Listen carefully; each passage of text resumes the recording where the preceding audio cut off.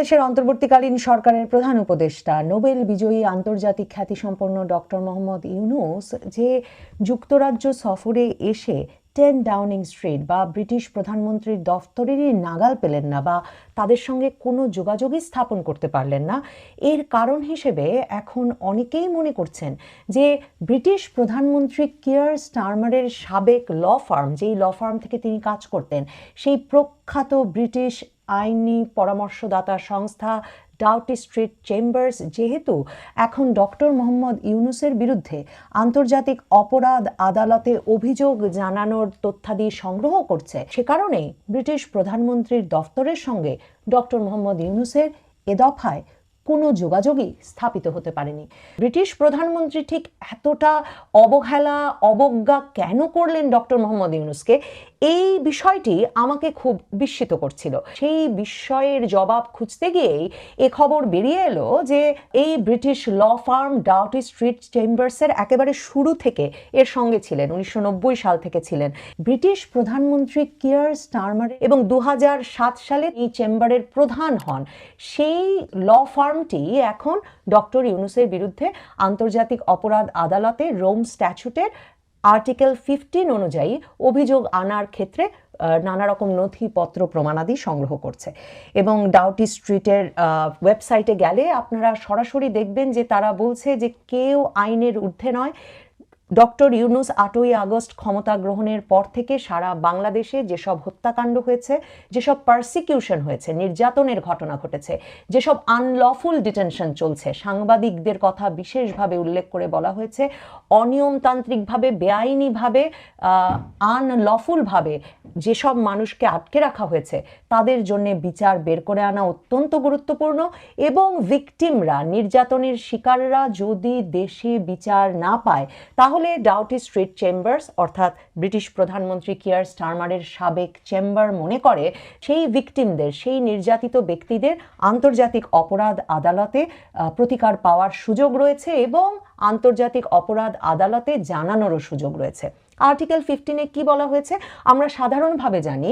আন্তর্জাতিক অপরাধ আদালতে নালিশ করতে পারে জাতিসংঘের কোনো সংস্থা কিংবা কোনো রাষ্ট্র। এক্ষেত্রে ব্যক্তির কোনো অভিযোগ জানানোর সুযোগ আছে কিনা আন্তর্জাতিক অপরাধ আদালতে, সে বিষয়টি নিয়ে প্রায়শই একটা সন্দেহ বা ধোঁয়াশা সৃষ্টি হয়। কিন্তু আর্টিকেল 15-এ বলা হয়েছে যে আন্তর্জাতিক অপরাধ আদালতের যে কোনো প্রসিকিউটর অর্থাৎ যে কোনো কৌশলী তার কাছে কোনো তথ্য পৌঁছলে সেই তথ্য ইনভেস্টিগেট করে দেখবেন, তদন্ত করে দেখবেন, কিংবা এই তথ্য বিষয়ে সেই রাষ্ট্রের কাছে, সেই রাষ্ট্রে কর্মরত জাতিসংঘের বিভিন্ন সংস্থার কাছে বা তার বিশ্বাসযোগ্য সংস্থাগুলোর কাছ থেকে তথ্য নিয়ে জানবেন যে প্রসিকিউটরের কাছে, কৌশলীর কাছে যে তথ্য এসেছে সেটি সঠিক কিনা। এবং এটি এক রকমের দায়িত্বের পর্যায়ে পড়ে এবং রোম স্ট্যাচুটে পরিষ্কার বলা আছে যে প্রসিকিউটর তার নিজ দায়িত্বে, নিজ উদ্যোগে, প্রোপ্রাইরো মোটু এই তদন্ত চালাতে পারবে তার কাছে আসা যে কোনো তথ্যের ভিত্তিতে। আর্টিকেল 15-এ এই সুযোগটি দেওয়া হয়েছে যে কোনো ব্যক্তিকে তার নির্যাতনের বিষয় বা তার ক্ষেত্রে ঘটা অনিয়ম, অন্যায়, অপরাধের বিষয়ে আন্তর্জাতিক অপরাধ ট্রাইব্যুনালে জানানোর। এবং আন্তর্জাতিক অপরাধ ট্রাইব্যুনালের কৌশলী প্রসিকিউটর এরপর তার নিজস্ব তদন্তের মাধ্যমে যদি দেখেন এই অভিযোগ সত্যিকার অর্থেই আন্তর্জাতিক অপরাধ আদালতে বিচার্য কিংবা বৃহত্তর তদন্তের যোগ্য, তাহলে তিনি আদালতকে জানাবেন এবং সে মতো ব্যবস্থা নেবেন। এই আর্টিকেল 15-কে শক্তি করেই কিয়ার স্টারমারের সাবেক চেম্বার ডাউটি স্ট্রিট চেম্বার্স বাংলাদেশের অন্তর্বর্তীকালীন সরকারের প্রধান উপদেষ্টার বিরুদ্ধে আন্তর্জাতিক অপরাধ আদালতের অভিযোগ আনার জন্যে তথ্যাদি সাজাচ্ছে। ডাউটি স্ট্রিট চেম্বার্সের বিশেষ অভিজ্ঞতা রয়েছে, তারা বিশেষভাবে সম্মানিত আন্তর্জাতিক অপরাধ আদালতে বিভিন্ন মামলা পরিচালনায় তাদের ভূমিকার জন্য। ডাউটি স্ট্রিট চেম্বার্সের ওয়েবসাইটে গেলে আপনারা দেখবেন যে তারা বলছে যে সাবেক যুগোস্লাভিয়া এবং রোয়ান্ডার বিষয়ে যে জাতিসংঘের যে ইন্টারন্যাশনাল ক্রিমিনাল ট্রাইব্যুনালগুলো স্থাপিত হয়েছিল তাদের ডাউটি স্ট্রিটের লয়াররা, আইনজীবীরা ছিলেন প্রথম দিককার সদস্য যারা মিলে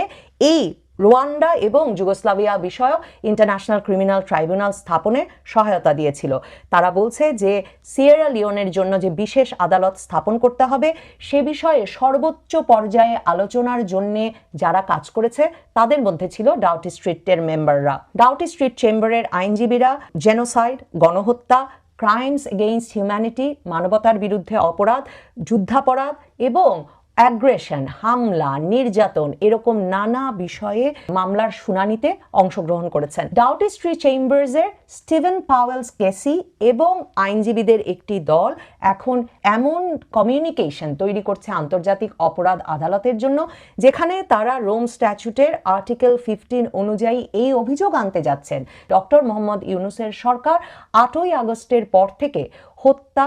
নির্যাতন, আনলফুল ডিটেনশন, যাকে তাকে আটক করে রাখা, মব ভায়োলেন্স, ব্যাপক পরিমাণ মব হামলা, বিশেষভাবে সাংবাদিকদেরকে আটকে রাখা এবং রিলিজিয়াস মাইনরিটি, সংখ্যালঘু, ধর্মীয় সংখ্যালঘুদের ওপর নির্যাতন করে তাদের ওপর হামলা চালিয়ে মানবতার বিরুদ্ধে অপরাধ করে যাচ্ছেন। ডাউটি স্ট্রিটের আইনজীবী স্টিভেন পাওয়েলস কেসি বলছেন যে এখন পর্যন্ত এসব অপরাধের সঙ্গে যারা জড়িত ইউনূস প্রশাসনের তাদের বিরুদ্ধে কোনো ব্যবস্থা নেওয়া হয়নি। কাজেই আন্তর্জাতিক অপরাধ আদালতের দায়িত্ব এদের বিরুদ্ধে ব্যবস্থা গ্রহণ করা। স্টিভেন পাওয়েলস কেসির যুক্তি হচ্ছে যে এই যে পরিমাণ ব্যাপকতায় 8ই আগস্টের পর থেকেও বাংলাদেশে মব ভায়োলেন্স, হত্যা, নির্যাতন, যাকে তাকে আটকে রাখার ঘটনা চলতে পারছে, তাতে বোঝা যাচ্ছে এর ব্যাপকতা আছে এবং এটি উদ্দেশ্যমূলকভাবে সিস্টেমেটিকভাবে করা হচ্ছে। ব্রিটিশ এই শীর্ষস্থানীয় ল ফার্মের আইনজীবী বলছেন যে এটাও পরিষ্কার বোঝা যাচ্ছে যে এই ঘটনাগুলোর পরিকল্পনা হচ্ছে সর্বোচ্চ পর্যায়ে এবং এগুলোকে কোনোভাবেই, এসব হত্যা, নির্যাতন কিংবা আটকে রাখার ঘটনাকে কোনোভাবেই মানবতার বিরুদ্ধে অপরাধের চাইতে, ক্রাইমস এগেইনস্ট হিউম্যানিটির চাইতে ছোট করে দেখবার কোনো উপায় নেই। এবং তারা বলছেন এগুলো রোম সনদের আইসিসি স্ট্যাচুটের আর্টিকেল 7 অনুযায়ী সিভিয়ার ডিপ্রিভেশন অফ লিবার্টি, মানে মানুষের স্বাধীনতার ব্যাপকভাবে লঙ্ঘন ঘটাচ্ছে। ডাউটি স্ট্রিট চেম্বার্স বলছে বাংলাদেশের ঘটনাগুলোর ভিগোরাস অ্যান্ড ইম্পার্শিয়াল ইনভেস্টিগেশন হওয়া দরকার, অর্থাৎ ব্যাপক এবং নিরপেক্ষ তদন্ত হওয়া দরকার। ডাউটি স্ট্রিট চেম্বার্স তাদের ওয়েবসাইটে একটি উদাহরণ দিয়েছে, সেখানে তারা শামীম মোল্লার ছোট ভাই শাহিন আলমের ভাষ্য তুলে ধরেছে, যেখানে শাহিন আলম বলছেন ডক্টর ইউনূস ক্ষমতায় আসবার পর তার ভাই এক হামলায় নৃশংসভাবে খুন হয়েছেন এবং বাংলাদেশ সম্পূর্ণত একটা ললেসনেসে, একটা আইন ছাড়া রাজত্বে, আইন শৃঙ্খলাবিহীন অবস্থার মধ্যে পতিত হয়েছে এবং বাংলাদেশে সকলের জ্ঞাত সন্ত্রাসীরা জেল থেকে ছাড়া পাচ্ছে। বাংলাদেশে মৌলবাদী গোষ্ঠীর সদস্যরা বিভিন্ন জায়গায় ক্ষমতার কেন্দ্রে বসার সুযোগ পাচ্ছে। এই অভিযোগগুলো সুনির্দিষ্টভাবে শাহিন আলমের বয়ানে তুলে ধরেছে ডাউটি স্ট্রিট তাদের ওয়েবসাইটে। ডাউটি স্ট্রিটের এই অভিযোগ আন্তর্জাতিক অপরাধ আদালতে পৌঁছানোর পর সেখানকার প্রসিকিউটর কি উদ্যোগ নেন, কি ব্যবস্থা নেন বা সেই তদন্ত শেষে তারপর তিনি একে আরও গুরুতর হিসেবে অভিহিত করেন কিনা সেটা দেখবার জন্য নিশ্চিতভাবে অপেক্ষা করতে হবে। তবে আন্তর্জাতিক খ্যাতি সম্পন্ন, শান্তিতে নোবেল বিজয়ী ডক্টর মোহাম্মদ ইউনূসের জন্য এ ধরনের অভিযোগ ওঠা এবং বিশ্বের শীর্ষস্থানীয় একটি ল ফার্ম এতে যুক্ত হয়ে পড়া এবং তাদের ভাষ্যে এই বিষয়টি প্রকাশ করা কোনোভাবেই আসলে সম্মানজনক হচ্ছে না। আমি আপনাদের বলছিলাম যে চ্যাথাম হাউসে যেভাবে ব্রিটেনের শীর্ষস্থানীয় থিঙ্ক ট্যাঙ্কে, সেই থিঙ্ক ট্যাঙ্কের প্রধান নির্বাহী যখন ডক্টর মোহাম্মদ ইউনূসের সাক্ষাৎকার নিচ্ছিলেন তখন তিনি যে ধরনের কড়া কড়া প্রশ্ন করছিলেন তাতে এটা পরিষ্কার হয়ে যাচ্ছিল যে ডক্টর মোহাম্মদ ইউনূস যে হাত নেড়ে, নট ট্রু বলে, হেসে, আধো আধো বলে তার সময়ে মানবাধিকার লঙ্ঘনের ঘটনা কিংবা রাজনৈতিক মত প্রকাশের অধিকার ভীষণভাবে সংকীর্ণ করে দেওয়ার বিষয়গুলো এড়িয়ে যেতে চান, একটি বিশেষ রাজনৈতিক দলের সকল মানুষকে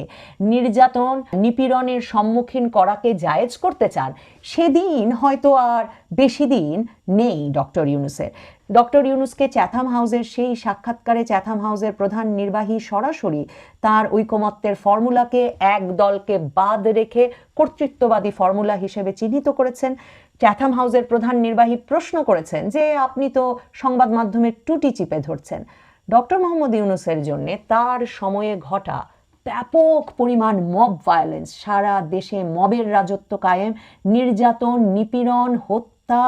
ভাঙচুর, লুটপাটের যে রাজত্ব তিনি কায়েম করেছেন, যেখানে 10 মাস পরেও আসলে আইন শৃঙ্খলা ব্যবস্থা প্রতিষ্ঠিত করতে পারেননি তিনি, এবং এখনও জোরজার মুলুকতারের রাজত্ব তিনি চালিয়ে যাচ্ছেন,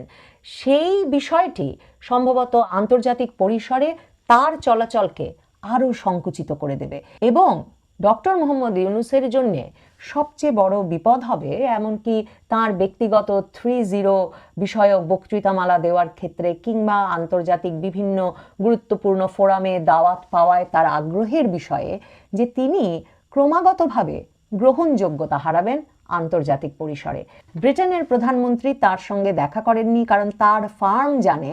তার ল ফার্ম জানে ডক্টর মোহাম্মদ ইউনূসের সময়ে কি কি মানবাধিকার লঙ্ঘিত হচ্ছে, এবং ডক্টর মোহাম্মদ ইউনূসের বিষয়ে অভিযোগ যাচ্ছে আন্তর্জাতিক অপরাধ আদালতে। কিন্তু এই খবর যখন আরও বৃহত্তর পরিসরে ছড়িয়ে পড়বে, তখন বৃহত্তর পরিসরেই গ্রহণযোগ্যতা হারাতে হবে ডক্টর মোহাম্মদ ইউনূসকে।